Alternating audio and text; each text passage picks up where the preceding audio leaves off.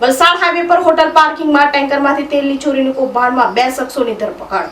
ડ્રાઈવરો સાથે સેટિંગ કરી ટેન્કરમાંથી પામ ઓઇલ કાઢી અન્ય ડબ્બામાં ભરી સસ્તા ભાવે વેચવાનો નેટવર્કનો પર્દાફાશ કરાયો।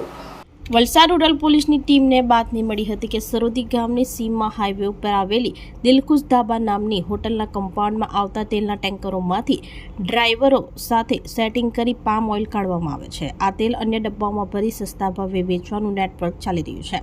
આ બાતમીના આધારે પોલીસે હોટલ ઉપર દરોડો પાડ્યો હતો।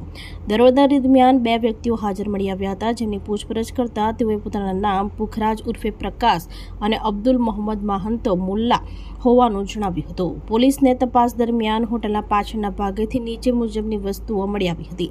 પતરાના 14 ડબ્બામાં ભરેલું અંદાજે 210 કિલો પામ ઓઇલ, જેની કિંમત અંદાજે ₹21,000 અને તેલ કાઢવા માટે વપરાતી લુબી કંપનીની ઇલેક્ટ્રિક મોટર, પાઇપો અને ખાલી ડબ્બા, ઇલેક્ટ્રિક વજન કાંટો, ડીઝલ ભરેલા કેન તેમજ આરોપીઓના મોબાઈલ ફોન કબજે કરાયો હતો।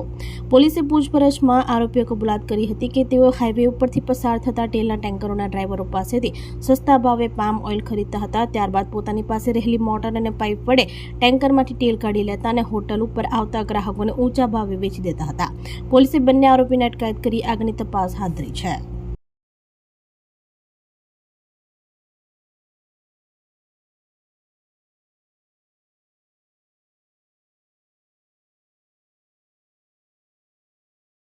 આપણી સંકલ્પ ન્યૂઝ ચેનલને સબસ્ક્રાઇબ અને લાઇક કરો, બેલ આઇકન દબાવો, જેથી આવનાર ન્યૂઝ અપડેટ્સની નોટિફિકેશન આપના મોબાઈલ પર સૌથી પહેલા પહોંચે। Like, subscribe and share the video.